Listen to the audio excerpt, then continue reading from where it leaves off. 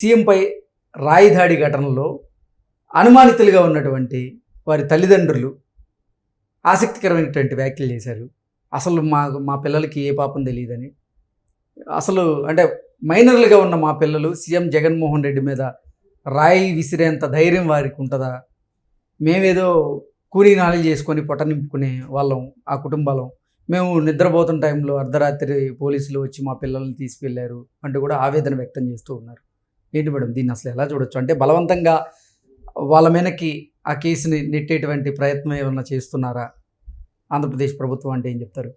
అంటే ఈ ఘటన చాలా గందరగోళాలకి దారితీస్తుంది. అంటే ఈ ఘటన అంటే రాయి ఘటన.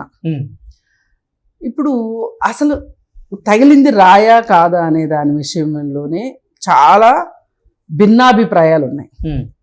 అలాంటప్పుడు ఆ దిశగా వీరు ప్రాథమిక విచారణ చేపట్టాలి తప్పితే రాయి వేశారు అనే దిశగా ప్రాథమిక విచారణ చేపట్టడంలోనే చాలా అనుమానాలు ఉన్నాయి.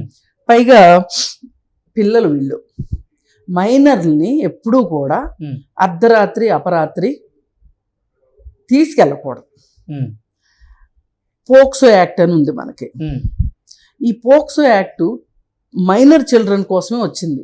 అది అమ్మాయిలైనా కావచ్చు, అబ్బాయిలైనా కావచ్చు.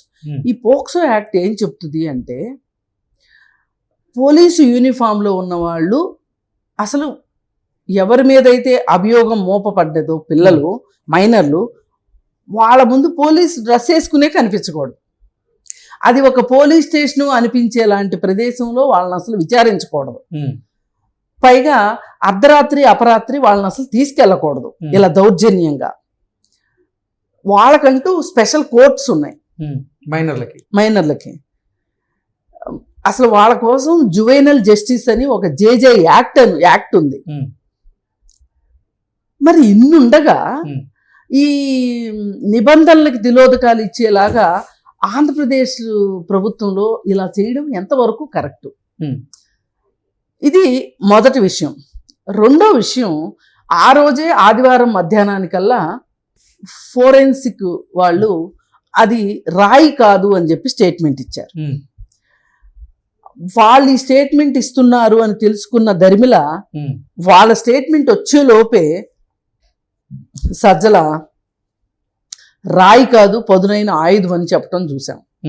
అంతకుముందేమో క్యాట్ బాల్ పెట్టి రాయి కొట్టారు, ఎయిర్ గన్ పెట్టి కొట్టారు అని వాళ్ళే చెప్పారు. ఇలా పరస్పర విరుద్ధమైన ప్రకటనలు ఇవ్వటం చూస్తుంటేనే అసలు అనుమానాలు వస్తున్నాయి. సరే, ఒక రాయి వేశారు. ఆ తర్వాత చంద్రబాబు నాయుడు మీద కూడా రాళ్ళు వేశారు. అంతకుముందు పవన్ కళ్యాణ్ మీద కూడా వేశారు. ఈ మూడు సంఘటనలు చూస్తుంటే మనకేమనిపిస్తుంది అంటే, ఇక్కడ ఇంటెలిజెన్స్ వైఫల్యం కనిపిస్తుంది. మీరు దాన్ని సరి చేసుకోండి ఫస్ట్. ఆ దాన్ని సరి చేసుకోకుండా తలాతోకా లేని విధంగా మీరు విచారణలు చేయటము, పైగా చిన్నపిల్లల జోలికి రావటము. అది వాళ్ళు పేదవాళ్ళు. అంటే పేదవాళ్లే మీకు చులకనగా దొరుకుతారా? మీరు ఖచ్చితమైన ఒక నివేదిక ద్వారా మీరు రండి, విచారించండి, అది ఒక విధానం. అలా కాకుండా మీ ఇష్టానికి ఇప్పుడు ఒక డ్రామా తెర తీసాం కాబట్టి ఆ డ్రామాని కొనసాగించాలి అని అనుకోవడం ఎంతవరకు కరెక్టు? ఎవరైనా ఒక వ్యక్తి ఏ అనే అబద్ధం చెప్పారనుకోండి, వాళ్ళు జెడ్ వరకు చెప్తూనే ఉండాలి. A to Z అబద్ధాలు చెప్పాల్సిందే. మీరు ఏ దగ్గరే అబద్ధం చెప్పలేదు అనుకోండి, ఉన్నట్టు నిజాయితీగా ఉన్నారనుకోండి, అసలు మీరు ఈ అబద్ధాల పరంపర కొనసాగించాల్సిన అవసరమే లేదు. పోయినసారి ఎలక్షన్స్ అప్పుడు అబద్ధాల పరంపరే, అది ఈ రోజుకి కొనసాగుతుంది. ఈ నివురు గప్పిన నిప్పులాగా ఈ రోజుకి అది మండుతూనే ఉందిగా, ఆగల. ఏంటి? కోడికత్తి కేసు, బాబాయ్ హత్య. ఈ రెండు అప్పటి నుంచి ఇప్పటికీ మాలాంటి వాళ్ళము, మీలాంటి వాళ్ళము, రకరకాల వాళ్ళు మొత్తుకోగా అతనికి బెయిల్ ఇచ్చారు. ఎల్లవయ్యా బాబు, ఒక్కరోజు వెళ్ళి ఒక చిన్న స్టేట్మెంట్ ఇచ్చేయ్యా, అతనికి బెయిల్ వస్తుంది అని చెప్తే, నాకు కుదరదు, నేను బిజీ. నా బిజీ ఎంత బిజీ అంటే స్పెషల్ ఫ్లైట్ వేసుకుని లండన్ వెళ్ళేంత బిజీ నేను.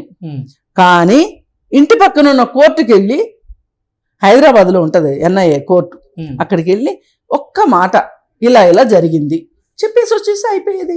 వాడికి బెయిల్ దొరికేది. 5 సంవత్సరాల పాటు ఒక అమాయకుడిని, అది దళితుడిని జైల్లో పెట్టి వాడి జీవితం కరెక్ట్గా వాడి జీవితంలో పైకి వచ్చే వయసు అది. నాకు తెలిసి 23-24 ఏళ్ల కంటే ఉండవచ్చు జరిగినప్పుడు.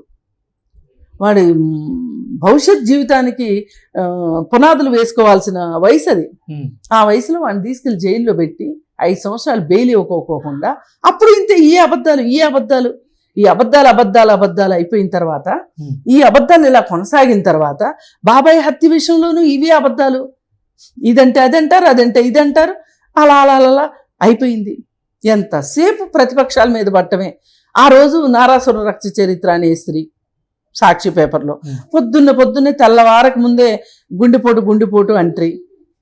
ఇన్ని జరిగిన తర్వాత, ఇన్ని అబద్ధాలు మాట్లాడిన తర్వాత, మీ అబద్ధాల కొనసాగింపు ఇప్పటికీ ఈ రోజుకి ఆ అబద్ధాలు, వివేకానంద రెడ్డి హత్య కేసులో అబద్ధాలు కొనసాగుతూనే ఉన్నాయి కదా.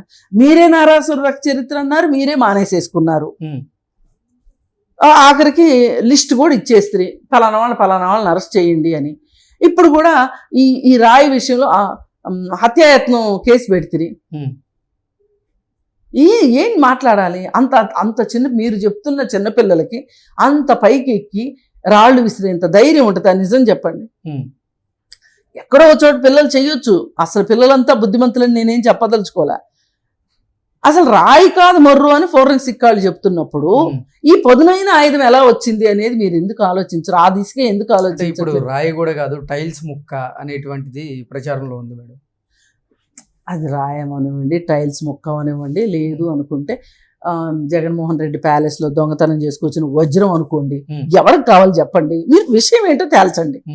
ఏదైతే ఏంటి, అసలు ఏదో ఒకటైతే జరిగింది, దానికి ఈ చిన్నపిల్లల్ని బలి చేయడం ఎంతవరకు నేను అడిగేది అది. ఒక పక్కన మీరే పదునైన ఆయుధం అంటున్నారు. ఇప్పుడు చాలా మందికి వచ్చిన డౌట్ ఏంటి అంటే, ఆ దండలోనే ఏదో పదునైన ఆయుధం ఉంది అనేది ఒక మాట, అనుమానం. అది నివృత్తి చేయాలి ఫస్ట్.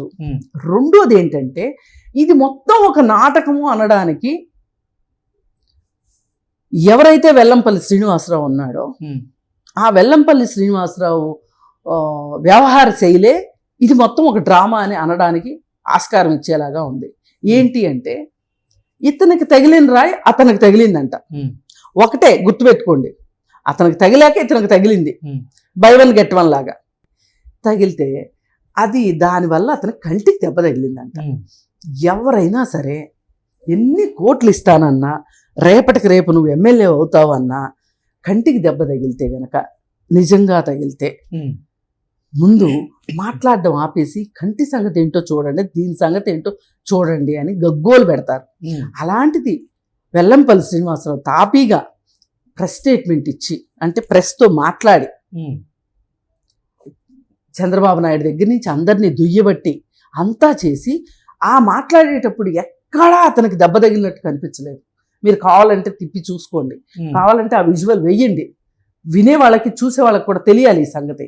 అయితే మాట్లాడిన తర్వాత, మాట్లాడదలుచుకుందంతా మాట్లాడేసిన తర్వాత, అంటే ఇది చూస్తే నాకేం గుర్తొస్తుందంటే, సాక్షి ఛానల్లో వివేకానంద రెడ్డి హత్య పొద్దున్నే అందరికీ సుప్రభాతం లాగా గుండెపోటు అని ఆయన చెప్పి, విజయసాయిరెడ్డి కూడా వచ్చి చక్కగా తాపీగా టిఫిన్ చేసి వచ్చి ఇది గుండెపోటు అని చెప్పిన తర్వాత, ఇంకొన్ని గంటలు గడిచాక అది హత్య ఎలా అయ్యిందో, ఈ వెల్లంపల్లి శ్రీనివాసరావు కూడా ఈ మొత్తం స్టోరీ నెరేషన్ అంతా అయిపోయిన తర్వాత తాపీగా హాస్పిటల్కి వెళ్ళి ఇంత పెద్ద కట్టు వేసుకుని వచ్చాడు.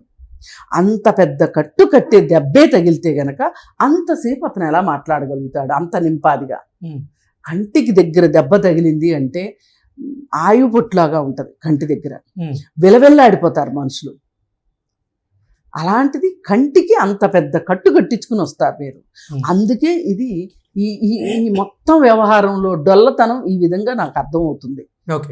పైగా అసలు ఎప్పటికైనా సరే ఆ రాయి దొరికిందా లేదా, అది రాయ, గ్రానైటు, మీరేదో చెప్పారు టైల్ ముక్క, టైల్స్ ముక్క, లేకపోతే వజ్ర వైడూర్యాల, ఏదన్నా కానీ. ఇప్పుడు సీఎం లాంటి వ్యక్తిని కొట్టాలంటే చిన్న చిన్నాటి కొడితే ఏం బాగుంటుంది చెప్పండి, కొంచెం ఖరీదైన దాంతో కొడితేనే బాగుంటది. వజ్రం అయితేనే కరెక్ట్ అంటారా?